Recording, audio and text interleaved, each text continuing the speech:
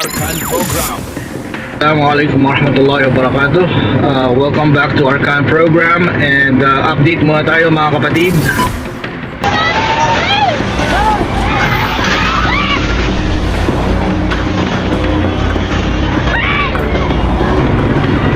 Isang 7.8 magnitude of earthquake ang kamakailan lamang ay naramdaman na ng Sarangani area.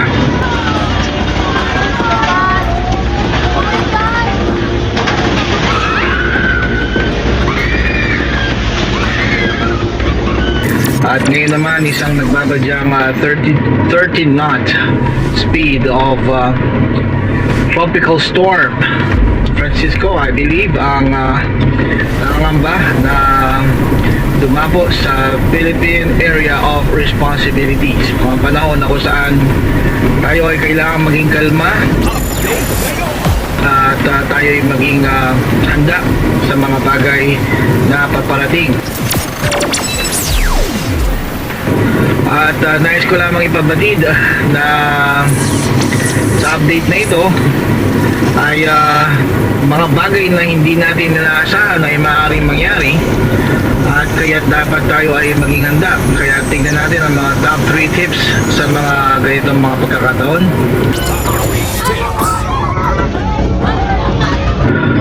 Una sa lahat, tiyakin natin na tayo ay handa sa mga bagay na emergency, katulad ng mga emergency lamps o mga ilaw, emergency na pagkain, or at least 72 hours na inumin, which is every single one of the member of your residence ay kailangan meron ganito. At kasunod nito ay dapat tayo maging handa sa kung saan o paano man ang mga bagay sa loob ng inyong tahanan o ng inyong komunidad. At ang bawat isa ay kailangang alam kung saan ang lugar o pwesto ng mga bagay na critical sa mga ganitong mga panahon. At bali mga kapatid, ang inyong titignan o gagawin ay maging critical area of your responsibility ang inyong tahanan, komunidad o kung saan man kayo napaparoon.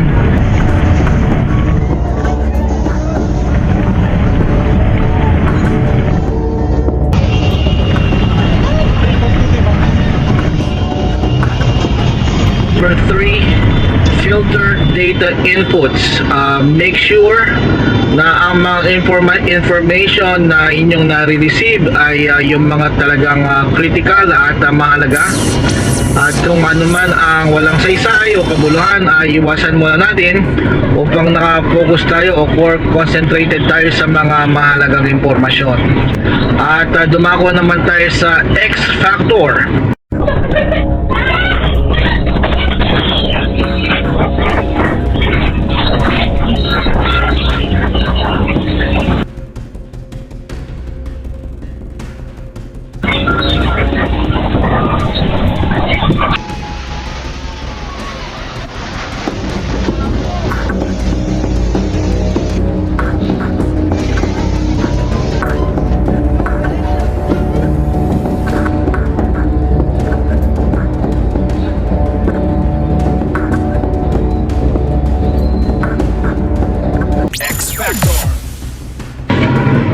What if 100% of your baseline disappears in just around 5 seconds?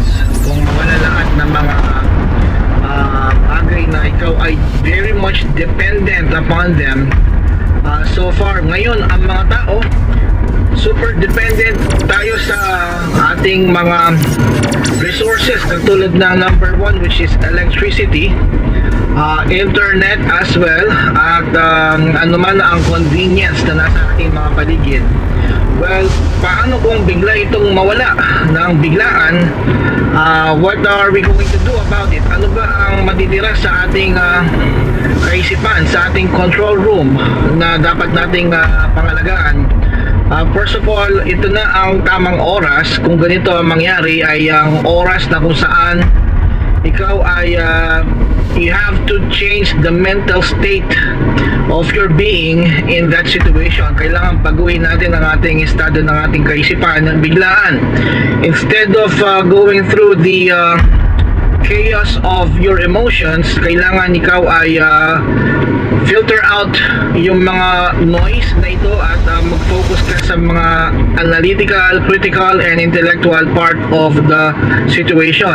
Na kung ikaw ay naging nasurpresa, nabigla, o ikaw ay kung sakaling ay bigla ka lang nagpanic, ito kailangan ay kagad mong ma-adjust at mag-concentrate ka sa mga bagay na analytical, madali mong mabilang, madali mong ma-assess o analyze, at critical, mga mahalaga at importanteng mga bagay, at lalo na ang intellectual, ang iyong kaisipan, paano mo i-manage out ang mga bagay na hindi dapat sa ganoong scenario.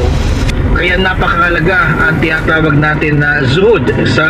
In Arabic, we call it zuhud or zahada, calculated detachment. Na ibig sabihin nito, mga bagay na hindi naman natin kailangan o maging kailangan man natin, ay dapat rin nating matutunan ang dapat nating gawin kung sakaling ang mga bagay na ito ay hindi present, not existent, non-existent, or wala sila sa ganong pagkakataon. Ito ang tinuturo ng Islam sa atin, na kung saan tayo ay manalig lamang sa ating tagapaglikha sa tinatawag natin na zuhud or zahada, which means whatever material dependency na ating napapanaligan or nagagamit, at kung sakaling ito ay wala, ay hindi tayo mawawalan ng pag-asa, hindi tayo na disable, nawawala ang ating kakayanan. We are not helpless at all. Hindi tayo walang saysay o walang silbi. In fact, we become the best of what we should be able to accomplish even in the absence of such resources. Dapat nating kayang gampanan o gawin ang ating dapat magawa sa mga pagkakataon na ito kahit kulang ang ating mga kagamitan. At dumako naman tayo sa Power Minute. Power Minute. Being calm and steady, doon nakikita ang tunay na lakas. Ang tao ay kalmado at calculated ang kanyang kaisipan o ang mga bagay na kanyang kinikilos, and not through chaos, hindi sa kaguluhan. And man ang maaaring dumating sa atin, ay dapat tayo ay handa with sakina or tranquility na tinatawag natin sa Arabic na sakina, ay ang kapanatagan. Panatag yung kalooban, ang iyong sarili. If you contrast this with the situation outside, let's say for example, ang bagyo na rumaragasa sa labas ng bahay, that's chaos to us. Ito'y kaguluhan. It's unpredictable. If that is chaos, then you keep your interior intact, na kung saan ikaw ay manatili sa iyong kalooban steady. Inside, you are calm and steady, which is opposite of the chaos outside your house. Ikaw ay matatag, matibay sa looban, which is kabaligtaran ng nangyayari o nagaganap sa labas. Napakahalaga nitong aral na ito, kapatid, sa atin lahat. Clear your line of sight. Ang iyong pananaw, ang iyong pagtingin sa mga bagay ay linawin mo at tiyakin mo na ikaw ay nakapokus doon sa mga mahalaga, not in the trivial but in the critical matters that are important, doon sa mga bagay na magbibigay talaga ng malaking puntos o malaking kaligtasan sa iyo at sa iyong mga nasa kapaligiran. And I leave you here once again. I'll see you back when we return, and don't forget to like, subscribe, and share this and comment if you would like to, and watch the other videos, and I'll see you once again. Wassalamualaikum warahmatullahi wabarakatuh. See you next time.